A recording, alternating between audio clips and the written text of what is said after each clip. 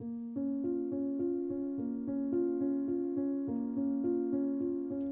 Victorian era was a time of shadows and superstitions. In every corner of London's dark streets lived a mystery or a monster. One of the most popular and certainly strange urban legends of this time is the story of the Leaping Devil, Spring-Heeled Jack. Hello, I'm Nemo and welcome to episode 5 of season 1 of Certainly Strange. Today's story is an absolute favourite of mine, and it's a classic. It's actually strange how I heard of the story of Spring-Heeled Jack. I was watching Jekyll and Hyde, and the character Spring-Heeled Jack actually featured in that show, and I'd never heard of him before, but apparently it is like the urban legend of Victorian England. And looking at the story, I'm actually not very surprised that there is a connection between Spring-Heeled Jack and Dr. Jekyll and Mr. Hyde. But I won't spoil the entire story just yet. Let's just get into the story of the Leaping Devil, Spring-Heeled Jack.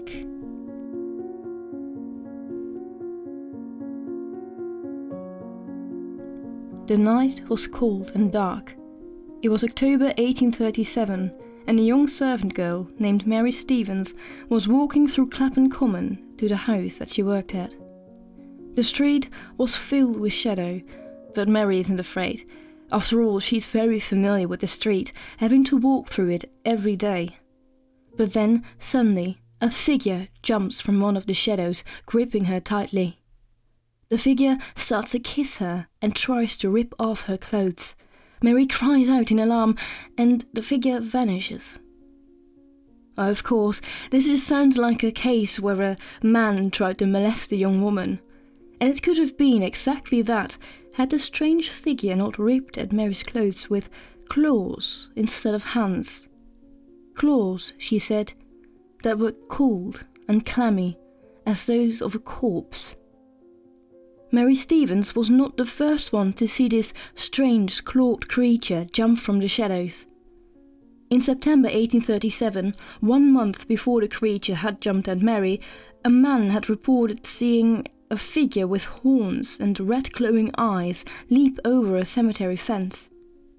This strange devil-like man did not wait much longer to strike again after attacking Mary Stevens. The very next day, the strange figure jumped out in front of a travelling coach, causing the coachman to lose control of his horses and crash into a wall. Witnesses reported that the figure escaped by jumping over a wall that was nearly 9 feet tall, whilst laughing uncontrollably. This was the very first time that the police got involved in the case of this strange figure, but there were no clues that could give up the identity of the creature or the motive of this strange act. All the police found at the crime scene were a pair of very deep tracks in the mud. Tracks that could only have been made by jumping from a very, very great height. The footprints showed that there had been some gadgetry on the shoes of the criminal. Following the reports of the eyewitnesses who swore that they saw the figure escape by jumping over a 9 feet tall wall, the police speculated that the villain might have been wearing some sort of compressed springs. And this is how this strange, devil-like figure got the name Spring-Heeled Jack. For months, no one heard or saw anything of this Spring-Heeled Jack figure, until January of the next year. Polly Adams, who worked as a barmaid, was walking across Blackheath in South London when she was suddenly attacked. She was discovered laying half naked in the gutter. When she came to, she told the police that she had been attacked by a man who had ripped open her blouse and had molested her with claws that were cold as a corpse and which were so sharp that they cut open her belly. On January 9th, the Lord Mayor of London, Sir John Cohen, received an anonymous complaint of another servant girl who had been attacked by Spring-Heeled Jack.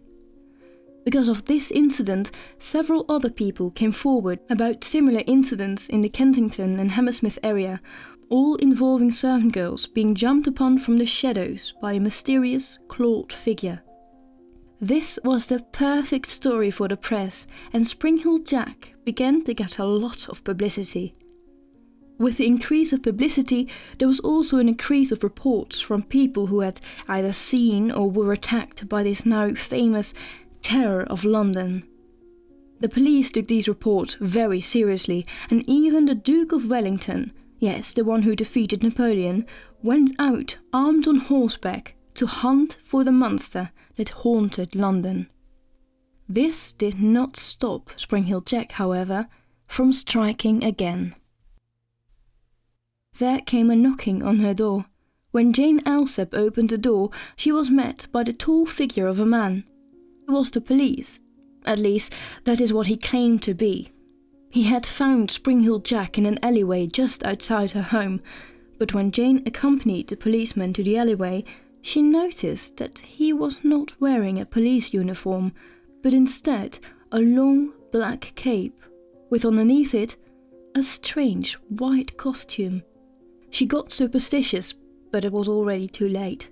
The cloaked man attacked her, trying to undress her whilst, according to her, spitting blue flames out of his mouth. 9 days later, the same fate befell Lucy Scales. Walking home from having visited her brother, she was attacked by a man in the same strange white outfit Alsop had described. And again he spitted blue flames out of his mouth, blinding her and even causing a seizure. Then, after having terrorized London for many months, Spring Hill Jack disappeared. There were no more reports of people being attacked by Spring Hill Jack. In 1855 he was seen in Old Hill, far from London, leaping from the roof of an inn to another roof across the street. Somewhere in the 1880s, a man and a young girl reported that they had seen Jack with glowing eyes, who had strangely bid them a good evening as he jumped past them. Spring Hill Jack was also seen in 1872 when he landed amidst a group of soldiers. One of the soldiers claimed to have shot him, but the bullet reflected off him with a hollow, metallic sound. Spring Hill Jack was last spotted in 1904, 67 years after he had first appeared out of the shadows, jumping over a building in William Henry Street in Liverpool and, seemingly, disappearing into the shadows once again. Although frightening and violent, Spring Hill Jack never mortally wounded any of the women he attacked. This did not stop locals from suspecting him of murder. In 1845, a 13-year-old prostitute called Maria Davis was pushed off a bridge into an open sewer where she drowned. Although the coroner reported Maria's death as death by misadventure, and although an eyewitness had seen that it had not been a strange jumping monster who had pushed her off the bridge, but instead one of her clients, locals still claimed that Spring Hill Jack was the true murderer of this child. Many attacks on women were blamed on Spring Hill Jack. When there came a report that a woman had been murdered in Whitechapel in 1888 with her clothes ripped off her, people automatically assumed that it had been good old Spring Hill Jack, especially since the culprit had seemingly disappeared into the night without being spotted by police. Spring Hill Jack immediately became suspect number one in the other murders that followed. So much so that the killer himself wrote a letter to the Metropolitan Police signed Spring Hill Jack, the Whitechapel murderer. Later, the killer shortened it simply to Jack, perhaps better known as the real Terror of London, Jack the Ripper. The real Spring Hill Jack, if he ever existed, was never caught. There was only ever one suspect, one Henry Bursonford, the eccentric young third Marquis of Waterford, who was known for his misogynistic behaviour towards women and having a very bad, often alcohol-fueled temper. The Lord Mayor of London, John Cowell, also had the theory that Spring Hill Jack was simply created by a group of elite gentlemen who dressed up and terrorised women as a part of a bet. Which, elite men molesting servant girls would not really surprise me. There is another, somewhat strange theory of how Spring Hill Jack is actually an alien from a planet with high gravity. This would, according to the people who came up with his theory, explain his extraordinary jumping abilities. He would also be a nocturnal alien with reflective eyes like that of a cat, and that would, of course, explain his glowing red eyes. But before considering the theories about aliens, it is important to understand the historical context in which Spring Hill Jack was born, because how can a creature such as Spring Hill Jack be born in the minds of people? The 1830s in England were turbulent times, full of tension and anxiety. It was a time filled with social, economic, political and cultural change. King William IV died in 1837, and people were uncertain about the capabilities of the young Queen Victoria, since she was only 18 and a woman. In this time period, society became more regulated and disciplined, which characterized the Victorian era. In a period of increasing and intensified control, the monstrous Spring Hill Jack represented the appealing uncontrolled, like the wicked Mr. Hyde compared to the composed Dr. Jekyll. That is why he is constantly shifting in eyewitness reports. One time Spring Hill Jack is a beast, the next time he is a ghost, and yet another time he is a devil. Also, during the Victorian era, printing technology improved. This gave people more access to education and books, causing illiteracy rates to drop. The increased demand of books combined with high rates of crime created the perfect environment for people to profit off sensationalized stories about monsters and criminals, such as Spring Hill Jack. So, whether Spring Hill Jack was a man, a monster, a ghost, a devil, an alien, or simply a result of a restrained society looking for sensation, his legacy is very much real. Spring Hill Jack remains a popular penny dreadful figure from the Victorian era, featuring in games such as Assassin's Creed Syndicate and the series Jekyll and Hyde. And whatever Spring Hill Jack was or is, he is certainly strange. So that was the story of Spring Hill Jack, the terror of London. Now, I actually don't really know what to think about this. I mean, Spring Hill Jack is often regarded as just an urban legend, but after feeling like researching and reading about the reports of all those women who were attacked, that it is at least based on some facts and that some of the events in the story that actually happened, because there were actual police reports about it, and there was actually a police investigation regarding Spring Hill Jack. Whether I think it is a ghost or a monster or a devil, I don't think so, because he would have done worse things, I think, if it was a demon, for example.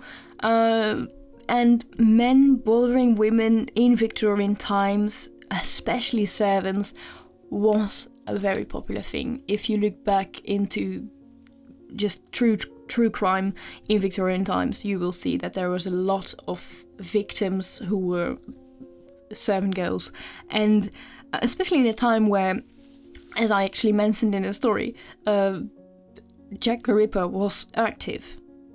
It wasn't strange for men to attack women in that time, certainly because they didn't really have the policing skills as they have now, so you could mostly go unpunished if you were a man trying to rape a woman, for example. So I just think that it was a man disguising himself and bothering women.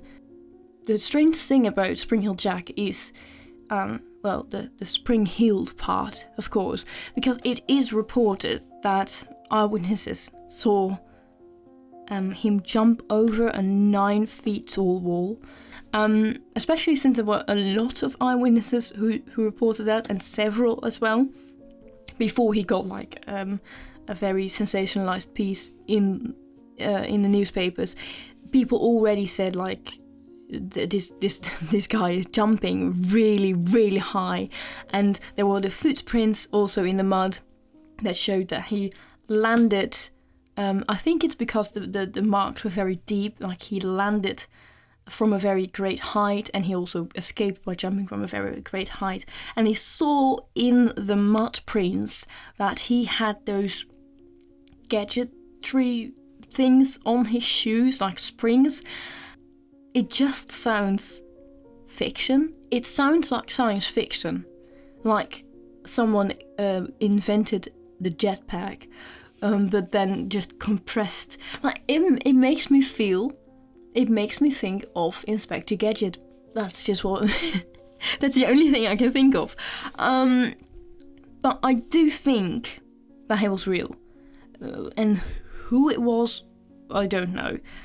Like, you have several suspects. Like, you have the Marquise, and you also have the theory of the mayor, who said that it was just a group of rich men bothering women. Like I said, wouldn't surprise me.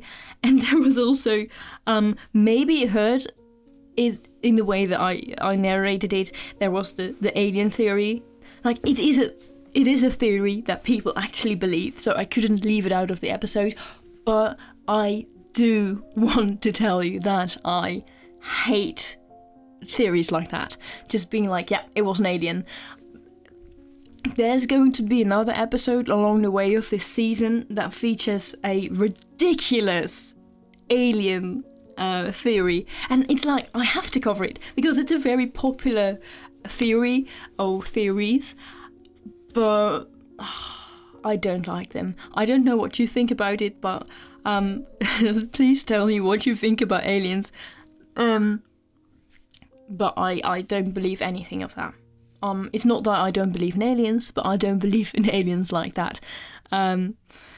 But yeah, why I like this story so much, this Spring Hill Jack, is his relation to Jack the Ripper and Jekyll and Hyde, because he became known in what was it again?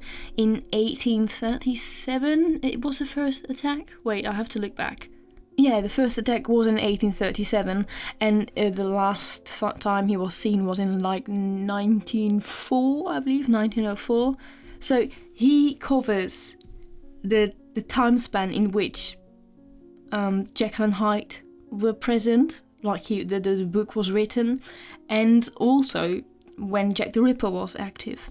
And I just wonder what impact his story has had on the creation of Jekyll and Hyde and Jack the Ripper. I do believe, like I told in the story, people thought that Spring Hill Jack was the one murdering the women in Whitechapel, and that is how Jack the Ripper got the Jack part of his name. The Ripper is, of course, very obvious why he chose that, because of what he did to the women. So you can see that he had a very important part in Jack the Ripper's shaping of, I don't know, identity. And I also think that he had a part in Jekyll and Hyde, the secret criminal genre. That is Jekyll and Hyde. And I really just like that I first heard of Spring Hill Jack through the Jekyll and Hyde TV series, which is a very good TV series, by the way. You can just watch it on YouTube. And I actually want to finish it off just to tell what they thought in the TV series, what Spring Hill Jack was. They thought that it was like a robotic armor. That is why in the report of a soldier firing a bullet to Spring Hill Jack reflected off him. And you also have the report that he had claws and that they felt very cold. Like, imagine that was metallic and that it was just like a metallic suit that had springs. And I just really like that. It's very steampunkish. But I really love to hear your opinions about this case, about this urban legend. Do you think it was real? And if you do think it was real, what do you think it was? And just contact me, message me on social media or on my website, Both are Dr. Nemo's Cabinet of Curiosities. And thank you for listening to this episode of Certainly Strange. Everything about the podcast and my other projects can be found on the website Dr. Nemo's Cabinet of Curiosities.com. There you can also find the transcript of this episode and the sources I used in my research. And once again, thanks for listening.